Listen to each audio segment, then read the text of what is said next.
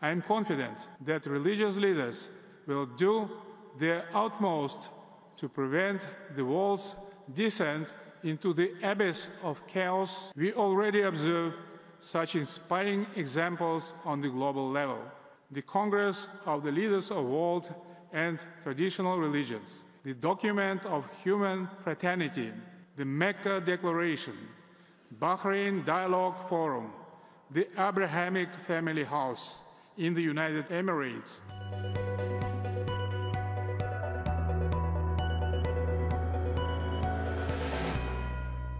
Kazakhstan is considered one of the most fitting places to bring together religious leaders. It's a country where more than 100 ethnic groups and 18 religious denominations have coexisted peacefully, a harmony that has been a point of pride since the country's independence. The 8th Congress of Leaders of World and Traditional Religions is taking place at two iconic venues in Kazakhstan's capital, Astana. The Palace of Peace and Reconciliation, built specifically for this gathering almost 20 years ago, and the Independence Palace, both standing as symbols of equality, unity, and constructive dialogue for humanity. This year's Congress is centered on synergy for the future, a message seen as vital in today's turbulent world. 100 delegations from 60 countries have gathered here. Leaders of Islam, Christianity, Judaism, and other faiths took part in the plenary session alongside President Tokayev. The key expectation is turning spiritual diplomacy into a force for building peace worldwide. It is very important to find new ways, new mechanisms to mitigate problems in the world. Kazakhstan considers that spiritual diplomacy could be an effective instrument in this context because spiritual diplomacy has huge potential.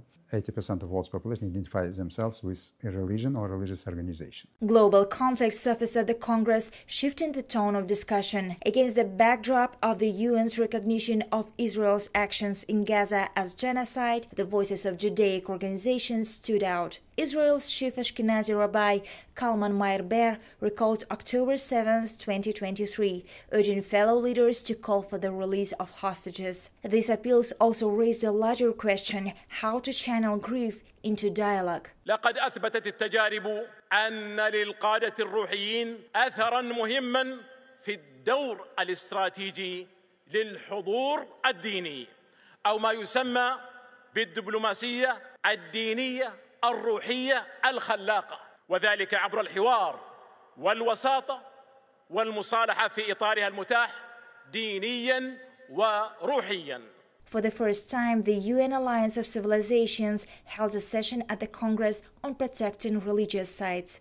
With threats growing in conflict zones, the alliance is mapping places of worship worldwide. Kazakhstan itself is home to many, including the mausoleum of Hoja Ahmed Yasawi, a UNESCO World Heritage Site, and Beketata in Mangistau. While in war-torn regions, such heritage remains at risk. Unfortunately, in the war, you know that where is war, there's destruction.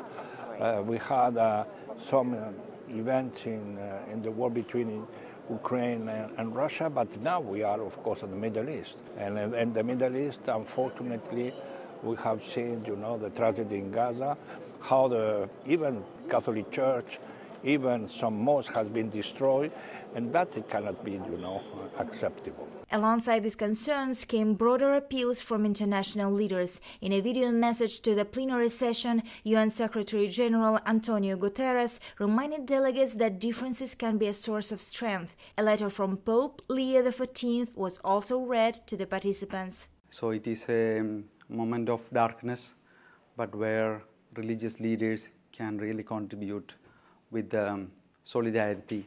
His Holiness is telling that solidarity is the synergy in action. We work together, especially with the religious impulse. We can send positive messages and make this world better with our common efforts to work together. Over 3 days, the Congress featured bilateral meetings and expert roundtables, with President Tokayev presenting honorary medals to delegation heads. It concluded with the Astana Declaration of Peace, calling for interreligious dialogue and joint action against hate and violence. The 9th Congress is set to take place in Astana in 2028.